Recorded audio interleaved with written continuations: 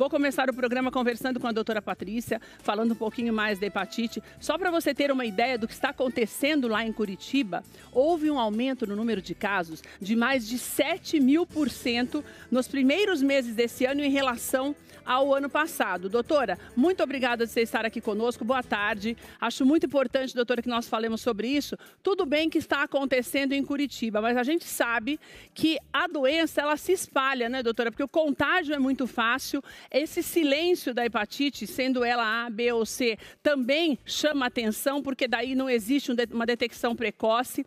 E isso faz com que nós estejamos cada vez mais suscetíveis às doenças, né, doutora? Boa tarde. Boa tarde, Keila. É um prazer estar aqui, né? Esse é o Julho Amarelo, então é um mês em que nós realmente trabalhamos na conscientização das hepatites virais. E no Sul está acontecendo um surto, e aqui mesmo em São Paulo acontecem surtos frequentemente, né? Nós tivemos um na Baixada Santista há pouco tempo. Então a hepatite A é uma hepatite que se transmite por água contaminada, alimentos contaminados. Então o desastre climático que aconteceu lá acabou aumentando esse risco, né? Então muitas pessoas foram acometidas e nem todas que se contaminam com o vírus têm sintomas, e aí podem causar uma transmissão que nós chamamos horizontal, dentro de casa, aquele caso índice, contaminar outros familiares. E doutora, os sintomas, eles são muito similares a outras doenças mais comuns, né? Que isso chama atenção também, né? Quais são eles, doutora? Então, realmente são sintomas que podem passar despercebidos, o paciente achar que é uma virose qualquer, né? E se tratar de uma hepatite, no caso que a gente está falando de hepatite A. Os sintomas da hepatite A, B e C, quando acontecem, eles são similares, né? Sei. Então, a hepatite A que tem um curso mais agudo, Keila, tá? Mas também não é todo mundo que tem sintomas. Quando tem, né? O que apresenta? Dor abdominal, um desconforto no andar superior da barriga, do abdômen, náuseas, vômitos, a urina pode ficar escurecida, as fezes esbranquiçadas. Agora, você vê, esses são sintomas, né, doutora, que quando você tem uma indisposição, come alguma coisa que faz mal, é isso que a gente sente, né, doutora? Uma dor na barriga, vai mais ao banheiro, às vezes toma alguma coisa, altera a cor do xixi. Então, por conta disso é que muitas vezes se demora no diagnóstico, né, doutora? Por mais que a gente fale sobre isso, a falta de diagnóstico, porque quando a gente sente uma dor assim, o que faz? Toma um remedinho e pronto, né, doutora? E você vai maquiando a doença, que é grave, né? Esse é o problema da hepatite, porque é uma doença que tem um índice de morte muito alto, né, doutora? Na verdade, a hepatite A, aquela, que é o que está acontecendo lá no Sul, né? É uma hepatite que ela, em 95% dos casos, tem uma evolução benigna.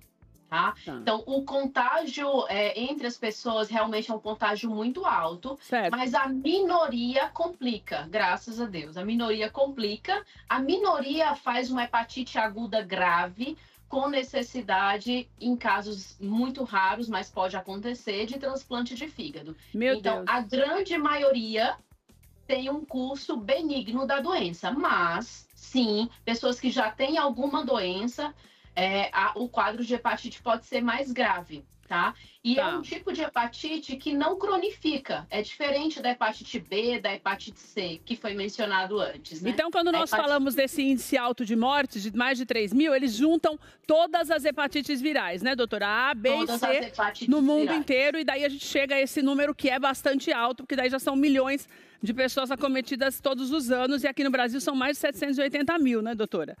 Mas isso, não, então, não é o mais comum. Doutora, essa hepatite que você fala é aquela que a gente tem quando criança, que normalmente a criança tem, daí toma sopinha, é essa? Isso. Na verdade, inclusive é conhecida como hepatite da infância, né? Que é mais comum na infância, tá? Atualmente, a vacina da hepatite A já foi incluída no calendário vacinal infantil, no calendário obrigatório, né? O que é orientado pelo Ministério. Nas gerações anteriores, nas nossas gerações, não havia a vacina da hepatite A disponibilizada pelo sistema de saúde, né? Então, existia mais casos. Mas né? é essa lá da infância, tá? Agora, doutora, o que me chama a atenção é que quando a gente percebe o surto, quando o Ministério da Saúde começa a pesquisar, detecta que o número de vacinação está caindo. Eu tenho falado muito sobre isso no programa para alertar quem está em casa, e você precisa prestar atenção nisso, que as pessoas depois da pandemia resolveram parar de vacinar as crianças, né, doutora? A gente tem visto uma incidência muito grande de coqueluche e de doenças que antes eram mais controláveis através da vacinação, que agora estão voltando com tudo. Até leia-se poliomielite, que é gravíssimo. Quer dizer, o alerta número 1 é a necessidade, a obrigatoriedade da vacina quando criança. Agora, se eu nunca tomei a vacina quando criança, eu devo tomar também a da hepatite sendo já adulta, doutora? Sim, nós temos vacinas para hepatite A, tá, e para hepatite B disponíveis. Certo. Tá? Então, são vacinas extremamente seguras. A da hepatite A são 2 doses, da hepatite B 3 doses. E da hepatite B também previne da hepatite D de dado. Para adulto então, também? Para adulto também. Certo. Tá. Então, pode ser vacinado sim, e inclusive a hepatite B está disponível em todos os postos. Agora, doutora, tira uma dúvida para mim, porque eu estava lendo a respeito do surto de Curitiba, e lá, num dos artigos que eu li, dizia que muitas das contaminações agora estão se dando pela relação sexual sem preservativo. Essa também é uma maneira comum de se pegar a doença, doutora? Sim, ocorre uma eliminação do vírus pelas fezes. Certo. Então, se ocorre alguma relação sexual, principalmente oral, anal, ela pode sim trazer um maior risco, principalmente para alguns grupos, né? Alguns grupos de risco que fazem essas atividades. Mas realmente tem surtos reais, e aqui no estado de São Paulo, esses grupos de maior risco também podem ser vacinados para hepatite A. É muito importante que a gente fale sobre isso também, porque tem um índice muito grande entre adolescentes e jovens neste surto em Curitiba. Então, nós não estamos aqui fazendo nenhuma apologia ao sexo, pelo contrário, mas sabemos que se você tem a opção na tua vida de manter relações sexuais, seja ela como for, use preservativo. Você cuida da tua saúde e da saúde de quem está com você, entendeu? Isso é muito importante, a gente não pode fechar os olhos para essa realidade, principalmente quando se fala de adolescentes e jovens, né, doutora? Porque muitas vezes, sem menor conhecimento, eles iniciam a vida sexual até precocemente, e o adolescente e muitas vezes o jovem acha que nada vai acontecer com ele, né, doutora? Sempre acontece com os outros, mas não acontece com ele. Então, isso é grave, e daí a pessoa demora muito tempo para descobrir, e o problema pode ser cada vez maior, né, doutora? Sim, demora. Por exemplo, a hepatite B e a hepatite C, ela é uma doença que pode cronifica em sua grande maioria quando contaminado no adulto, né, no adolescente, e é completamente silenciosa, Keila. Então, os pacientes passam 20, 30 anos... Meu Deus! A vida toda, doutora? A vida toda. Podendo estar contaminando outras pessoas, por exemplo, é uma coisa simples, que é o kit de manicure. Então, quantas mulheres que às vezes portam a hepatite B ou a hepatite C de forma crônica e silenciosa, não sentem nada, vão à manicure, utilizam materiais pérfuro-cortantes como alicates, tesouras, e o vírus não é visto a olho nu, tá, Keila? Então, se você ferver ou passar álcool naquele material, isso não vai fazer com que o vírus seja extinguido do material, sabe? Então, vai ocorrendo a transmissão. Só o álcool não adianta, né, doutora?